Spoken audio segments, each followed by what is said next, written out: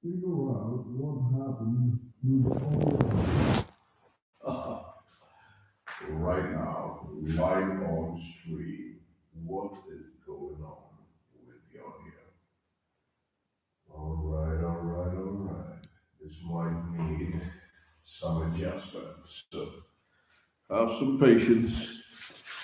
And Wade is right here. So you are with Wade. And again, this is Wade World. Today we're going to go back into the world of magic and the world of Harry Potter. And Wade is going to address some serious themes in the next upcoming live, so stay tuned. So, we are reviewing the Harry Potter world. It's a nice series of books, especially if you start reading them when you're 11, so you can just read one book in a year if you're a slow reader and grow with Harry. But this book is the third book, and Harry and his friends joined the magical school Hogwarts at 11, so now they're 13. And when you're 13, you know, you're a teenager, hormones kick in, and you start thinking about some funky stuff.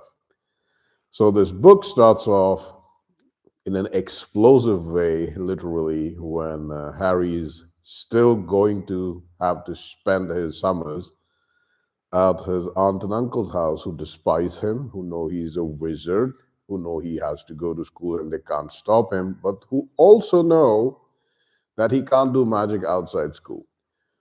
So they're back to treating him cruelly, but not too cruelly. They just sort of waiting for him to just be old enough to leave.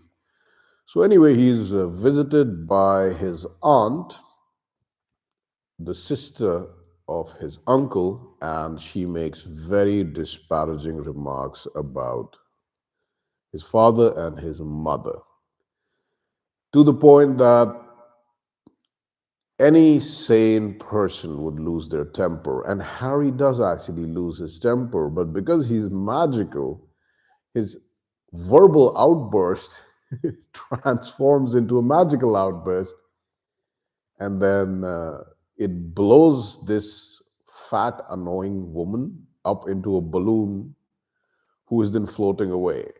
And the uncle and aunt are really panicked. They're like, "Fix this," and he's like, "I don't know how to fix it. She just made me really angry." And he's so angry. Like, how dare you insult my parents? You don't even know what happened to them. They were murdered. You know, they weren't like no good for nothings deadbeats. But he couldn't tell them, right? So he storms off. He gets a letter that you've again done underage magic, and he's like, "All right, I'm going to be expelled." He storms off the house, packs his stuff, and he's really angry. Like, he threatens them, like, "Hey, I'm already going to be expelled, so I don't mind doing magic and really hurting you." So they're all panicked. So he storms off the house, and goes away down the street a little bit, and then he sets his chest down and calms down, and then he's like, "What did I just do? Like, why did I leave the house? Where am I going to go? I don't really know where my friends live, even my magical friends. Like, I was only transported there by flying car. I don't know where they are." And as he's sitting there, right, he lights his wand tip, and uh, he hears a loud bang, and this triple decker bus arrives. So a triple decker bus would be a bus that has three decks: the first, second, and third. It's a magical bus. It just stops in front of him, and somebody opens the door, and then the conductor is like, "Hey, it's the night bus for wizards." And he's like, "Oh, I didn't know there was a bus like that." So he's like, "Where are you heading?" And he's like, "I'm heading to the first place he can think of is the bar, that the pub that Harry Potter goes to." And through that pub, he goes Diagon Alley before every school semester to buy his books. So Leaky Cauldron. And he's like, "I'm going to the Leaky Cauldron." He's like, "Cool, get on the bus." And because the conductor is like a young kid called Stan Shunpike, right? Because he doesn't immediately recognize Harry, so Harry sort of covers his lightning scar on his forehead and he just makes up a name. So Harry gets on the bus. It's a crazy ride. It can squeeze between things. Things jump out of the way. Buildings and entires, from Harry's perspective, jump out of the way of the bus, and it's really fast. Transports immediately, teleports, and all this stuff. And after a really nerve-wracking ride, there are beds in the bus. They're careening all over the place. So after a really crazy ride, he gets to the leaky cauldron. He books a room there. Now, he is immediately visited by the Minister of Magic. So, this would be the highest ranking magical official in the magical government. And the guy's name is Cornelius Fudge. And so, Harry's somewhat terrified. He's like, I'm going to be expelled. That's probably why the Minister of Magic is here, and probably might be worse, might arrest me or something. And the Minister of Magic is like, don't worry about that. It's fine. Accidents happen. But he's more worried about something else. And Harry asks him, why are you here? And he's like, you know what? You need to be aware of Sirius Black. He's a very dangerous prisoner. He's escaped from Azkaban. And I'm not going to tell you why he was in Azkaban, but he's definitely going to come after you. He's probably going to kill you, and he's your godfather. So Harry's shocked. He didn't know he had any living links left to the magical world. And he's also angry, like, my godfather, why is he trying to kill me, and why was he a prisoner? So anyway, news of Harry being here spreads fast. His friends show up. School year starts. They go shopping. They go to Hogwarts. And this year is the third year of studying. So Hermione takes a lot of classes. She takes a lot of classes that happen at the same time. And Harry and Ron, throughout the year, they can't figure out, like, how is she attending these classes? They're happening at the same time. And one of the classes is, we can focus on the funny one, is divination, which is basically predicting the future. This really annoys and bothers Hermione because she doesn't believe in the spiritual predictive realm or something. And it's an easy class for Harry and Ron, because as long as they predict that they're both going to die horrible deaths, they'll get good grades. So the teacher is mostly a fraud, Professor Trelawney, and she'll come into the story later and in later books also. So as the year progresses, Harry and Ron and Hermione have something positive to look forward to, because in the last book, it turned out that the Chamber of Secrets was opened by Tom Riddle, who was Voldemort. And he let out a monster that killed multiple people, not Hagrid, who was expelled for opening the Chamber of Secrets. So Hagrid is now reinstated. He's allowed to do magic, and he's made a professor. And Hagrid is a soft spot for what would be considered monsters, monstrous animals. So Hagrid, for the first time since his expulsion, and then letting him stay on as the groundskeeper, because he is a giant, half giant, he's made a professor. And he's the professor of the care of magical creatures. So that means he brings interesting creatures. And like the first creature he brings to the first lesson of Harry's cohort is buckbeak, a hippogriffs. Now, these are mixed between a horse and an eagle and a lion or something. And they're very proud creatures. They will attack you if you're disrespectful. So there is a certain way to approach them. So Harry and everybody's somewhat scared, obviously, first of all. But Hagrid teaches them, approach, bow. If he doesn't bow, back away. And if he bows, you can take a ride on him. So Harry approaches, because everybody's terrified. Harry's like, wow, Hagrid is my friend, and I can't let the first lesson be like disappointing for him, because nobody wants to really approach the dangerous animal. And Hagrid is like, oh, damn. So Harry approaches the hippogriff. He does everything correctly. Hippogriff is cool with him. He rides the hippogriff around the castle and the lakes and everything. And it's fantastic. It's like a flying lion, horse, eagle. In this class, Draco Malfoy is also there. And as always, he's shown as being haughty, and he doesn't care. So he disrespects the hippogriff, and the hippogriff attacks him. Like, not seriously, but Knowing Draco, he immediately complains to his father, who is on the board of the school, and they shut down these dangerous classes. So that's a little subplot that happens. But during this subplot, Hagrid is also brought up uh, for a school investigation, and it is decided that Buckbeak the Hippogriff will be executed for attacking a child, all due to Draco's drama and his father's malice towards Harry and Hagrid. So Harry, Hermione, and Ron, they visit Hagrid a lot. Now, an important point to consider, and remember, we are going to keep going back and forth to keep you in somewhat suspense, is that when Harry, Ron, and Hermione are on the train this time, going to Hogwarts, right? This is the start of the school semester. They encounter a sleepy professor in their compartment. And he's just sleeping, and they're like, who is this? He's a sleepy guy, he looks a little tired. And then the train stops, and these really scary creatures come, and they're like, they're cold, everybody feels cold and terrified around them. And their power is to suck the joy out of everything. And basically, if they really want to hurt someone, they can suck the soul out of them. They're called Dementors. They guard Azkaban. So Azkaban is the wizard prison from where no one has ever escaped, and it is guarded by these really demented creatures. So Sirius Black, Harry Potter's grandfather, escaped from that place. So now there are Dementors that are let loose to search for him, right? So the first experience that Harry has with them is that the train stops and then these Dementors come through, and as he sees one, he can hear the cries of his parents as they were being killed, which he had never heard before. And he passes away.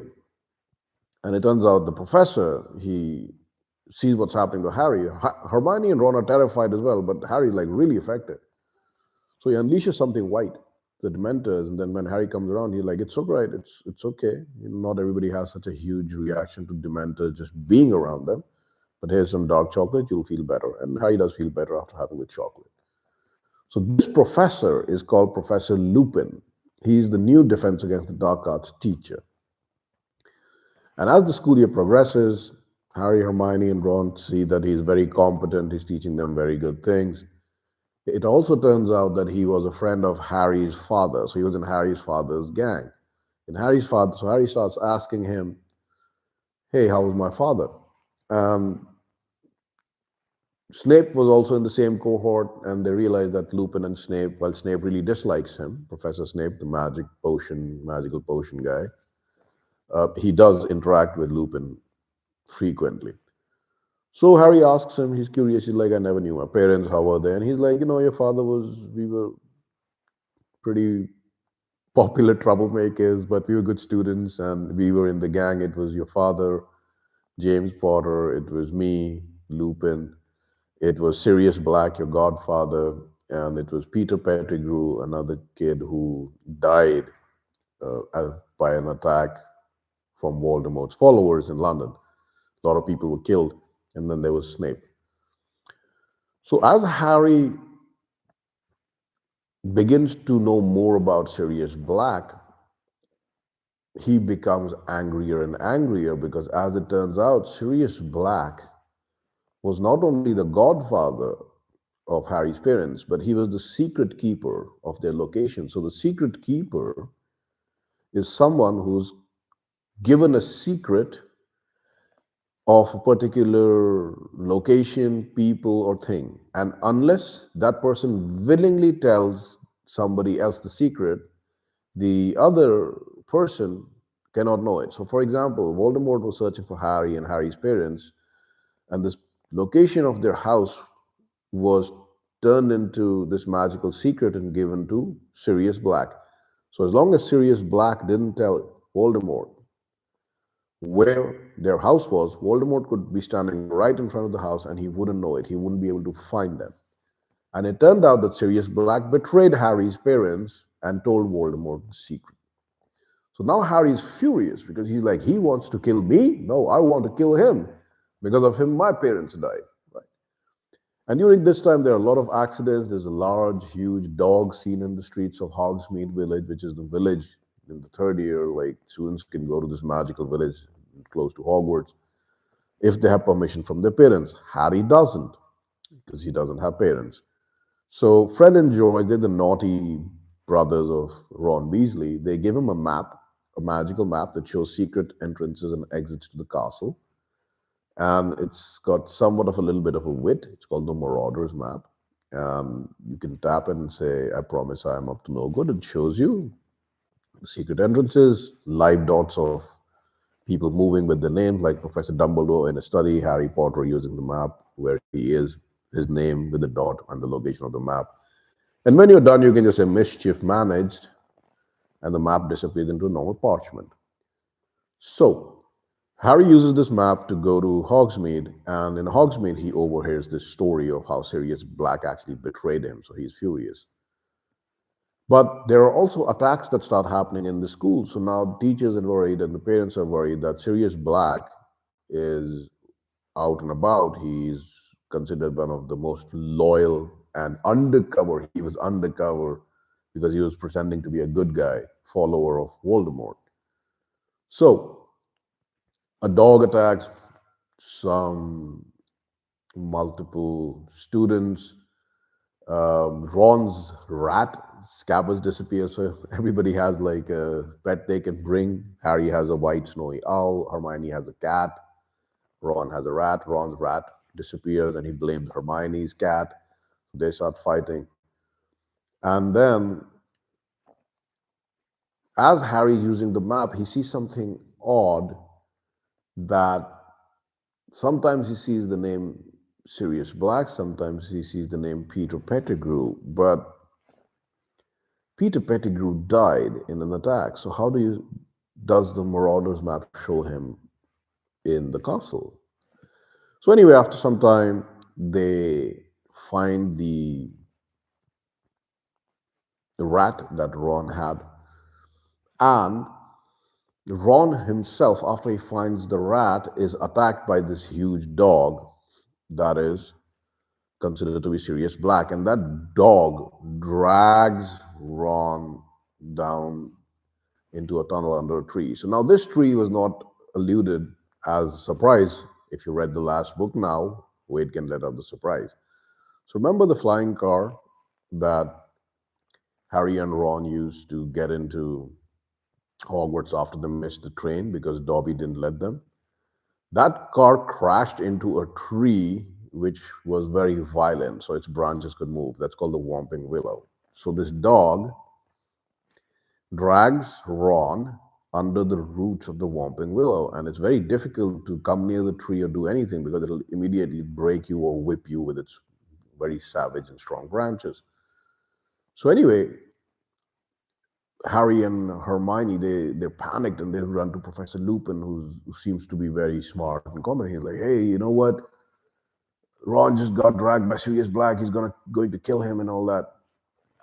And Professor Lupin is like, where would they go? And there is a shrieking shack. It's called a haunted shack in Hogsmeade, which is called haunted because it's always shrieking and there are weird noises coming from it. It's apparently haunted by ghosts. So Harry, Ron, and Hermione, because Harry has to sneak out of Hogwarts to go to Hogsmeade with an invisibility cloak and the map, they also scare Draco and his friends when they were trying to bully Ron and Hermione.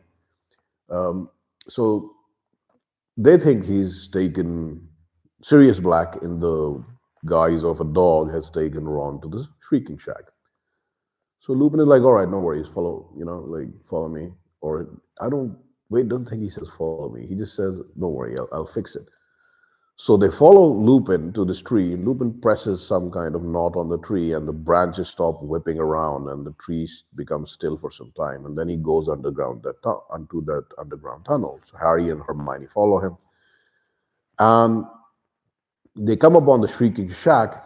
And what they do see is Sirius Black and Professor Lupin. And Lupin, instead of attacking and arresting Sirius Black is having a conversation with him, and Sirius Black is like deranged. He looks insane. He's like, I'm going to kill him. I'm going to murder this guy. Blah blah blah. Harry's super furious. He's like, Professor Lupin, what are you doing? Why are you betraying us? This guy killed my parents. And Sirius Black is, yeah, I did kill your parents, but not by my hand, because I told them to change the secret keeper from me to Peter Pettigrew. Now, in this gang, right, that Lupin describes, here's what the gang is like when they were children. James Potter was the brash, confident, good-looking cat. Sirius Black was the extremely good-looking, but not as good in studies, but extremely good-looking. Sirius Black was the bad boy. James Potter was the popular boy. Lupin was the nerdy guy who hung out with them, and Peter Pettigrew was just like some kind of fat loser who just happened to be among this cool gang.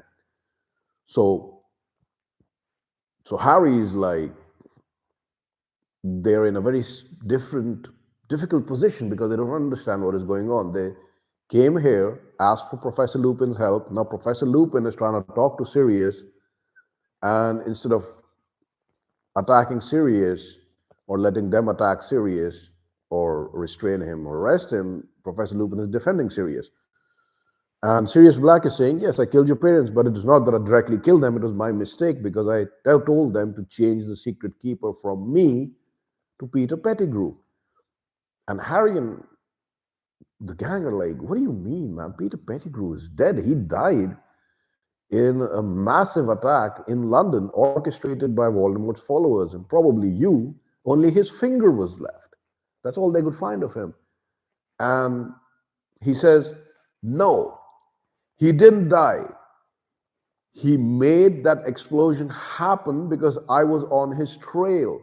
I had told your parents to change your secret keeper from me, your godfather, to this guy because I was a very obvious target. Voldemort would definitely come after me and torture me. So I told them, nobody cares about this guy, give it to him. And he's the one who betrayed your parents. And they're like, but he's dead. How can he betray the parents? He's like, no, he's not dead. Remember the Marauders map that you guys are using? We all are animagus, which means they can turn into animals. And we did that because Professor Lupin is a werewolf. And he would, whenever he would turn, we would make sure he wouldn't hurt anybody. So I would turn into a giant dog. Harry's father would turn into a giant antlered deer. And Pettigrew would turn into a rat. Now that tickles Ron immediately because he's like, a rat? And he's like, yes, your rat, Scabbers. How long has he lived? It's been like a lot, many years, hasn't it? Do rats really live that long? 20, 25, 30 years? How long has he been in your family? And Ron is like, wait a second. Yeah, he's right. Rats really don't live that long. And he's been in my family forever. He was somebody else's rat in my family before he got to me. So, and the way they say is, like, Sirius Black points to him and he's like, I'm going to kill him. So how Ron is like, why do you want to kill me? And he's like, not you, you idiot, like the rat that is in your pocket. And Ron notices like the rat is like furiously trying to run away. And this ties into also the recollection that Peter Pettigrew was seen on the Marauders map, and the Marauders map doesn't show dead people. So Sirius just begs them, like, just let me do this. Just let me prove myself. I have stayed for decades in Azkaban for a crime I didn't commit, being told I was evil, being accused of betrayal because of this bastard, and he still gets to live and run around. So they allow him to do a spell on the rat, and he does. The rat runs away, and of course, it's Peter Pettigrew. Apparently, he cut off his own finger. Scabbers has one toe missing from his paws, and he turns back into a wizard, and that really shocks Harry, Ron, and Hermione. They're like, oh my God, what we've been told is a lie. Somewhat like World War II, isn't it? So Sirius wants to immediately kill him, but Harry's like, don't kill him. And he's like, why do you want to spare this guy? Because of this guy. He betrayed your parents. He betrayed all of us. Your parents are dead. He's like, I don't want to spare him, but if you kill him right now, your name won't be cleared because you need to arrest him and bring him back as evidence so you can be cleared of wrongdoing and you can resume a normal life because you are still a criminal and hunted. You've explained this to us, but nobody outside the shack knows about it. So it is at that point of time that Snape bursts in and he's like, oh, Sirius Black, the criminal. There's a battle that ensues, and basically, Snape disarms Sirius and Lupin, but he's then disarmed and stunned by Harry, Ron, and Hermione. And everybody's somewhat happy. Sirius is like, I'm sorry I look like this, but of course I've been in Azkaban, I've been starving, I've been living like a dog, living off scraps, and I'm still your godfather. If it's okay, if you don't want to see me, and Harry's like, are you kidding? You're like the only somewhat parent I have. I'd be happy to see you. And Sirius is very happy. So as they're going back towards the castle, they get out from under the tree, and the moon comes out. And Lupin hasn't taken his potion, so it's really bad timing. Lupin starts transforming. Peter Pettigrew sees this and immediately uses this confusion to turn into a rat and escape. And because Lupin is a werewolf, is going to be out of control and might attack everybody, including Harry, Hermione, Ron, and Sirius. Sirius transforms into a dog so that he can save the kids and distract the werewolf. So Peter Pettigrew escapes. The chance to prove Sirius Black's innocence escapes, but Harry knows Sirius is innocent. So as this is going on, Harry and Ron and Hermione again are chased by the werewolf almost to the edge of a lake, and there the Dementors swoop in on Harry. And again, Harry throughout the year has had a huge problem with Dementors because Dementors are like an embodiment of fear.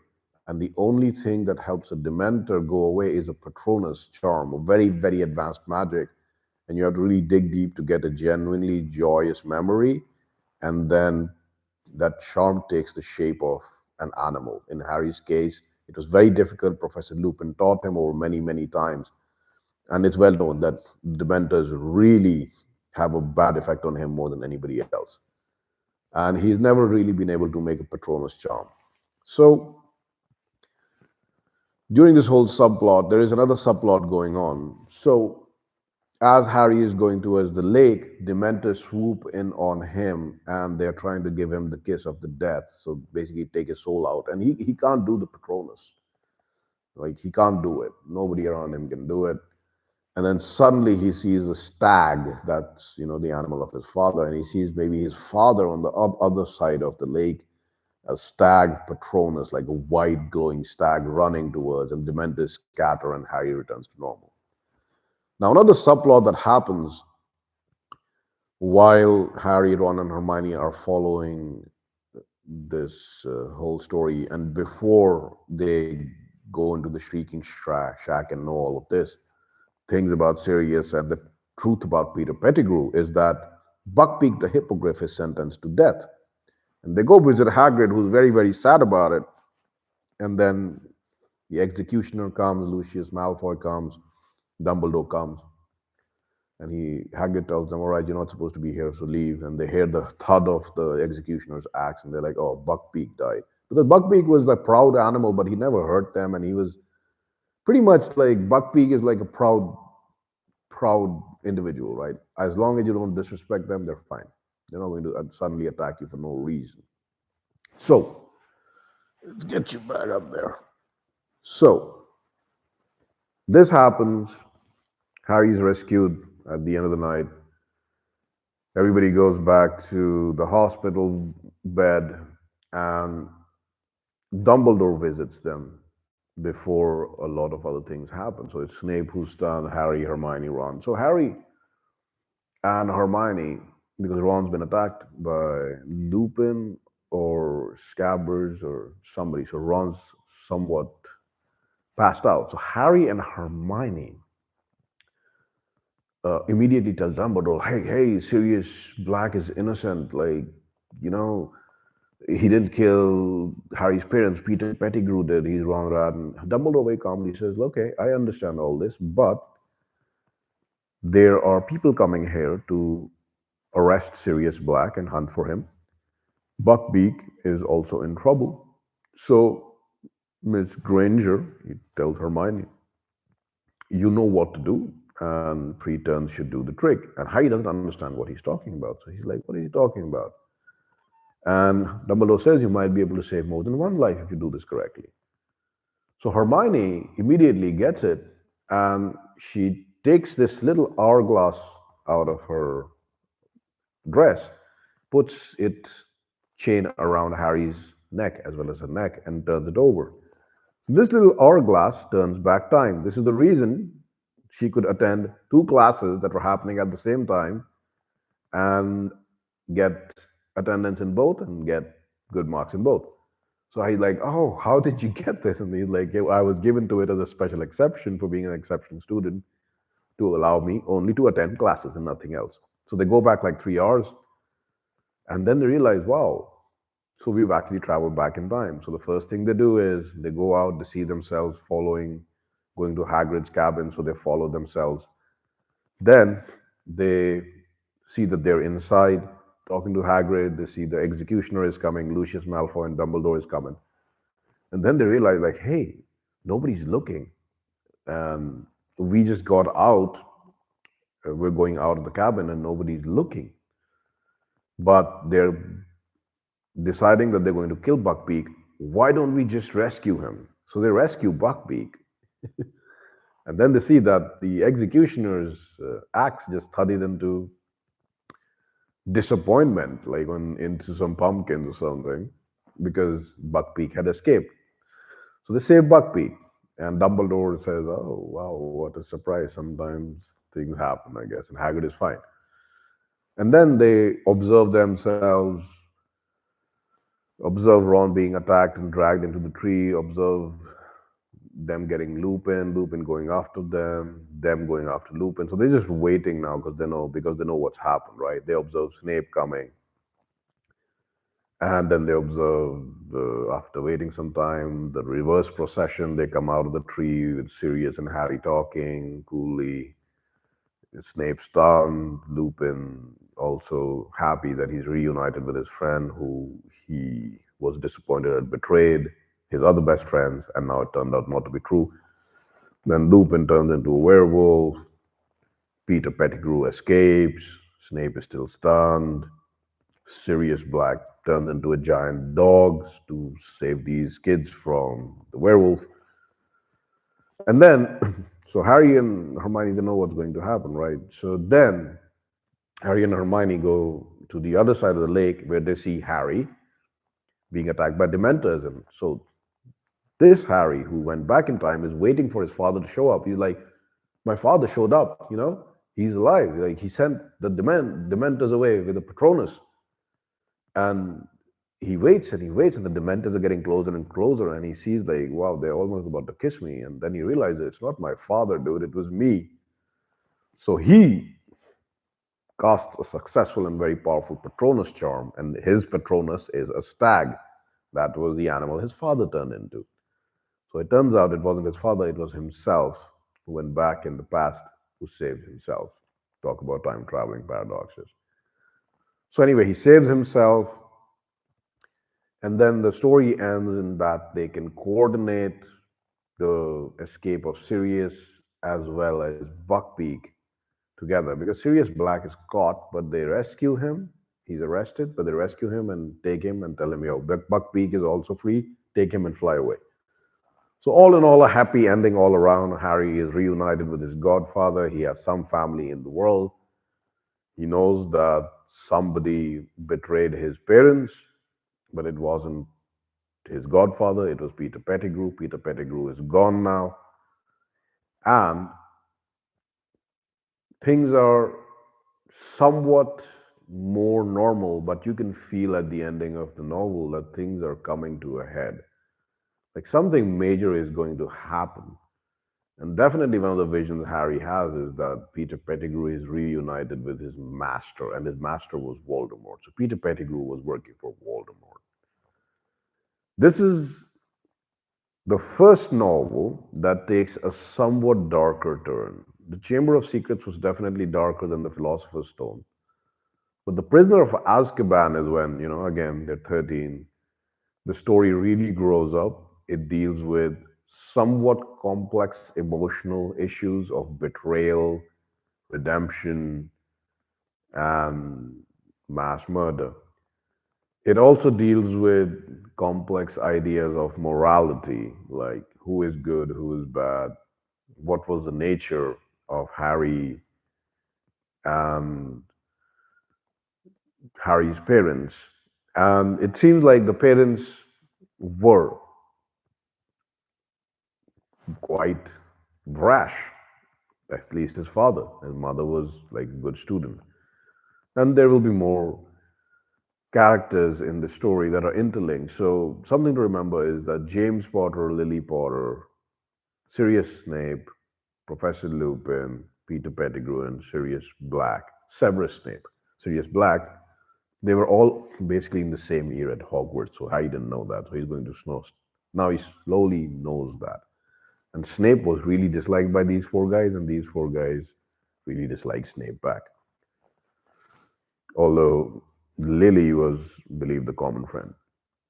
So this is the novel that you can see the kids are growing up. They're 13, they're facing massive dangers, they're getting to know things that are somewhat more serious. Betrayal is definitely not something that you just introduce and pop into a kid's novel. And at the end of the novel, there is a bittersweet feeling because although the murderer or the betrayer of Harry Potter's parents escaped, Harry now has somewhat of a family. So there are now four more books to go, and the last one is in two parts. And we are going to be reaching the end of the story. This is the last comment. It's fascinating. Wade was thinking about it. If we look at Voldemort's philosophy for his own people, the only way to make the reader absolutely against such people is to make him cartoonishly evil. For example, Voldemort says, hey, we're wizards, we're better than muggles, we should rule over them.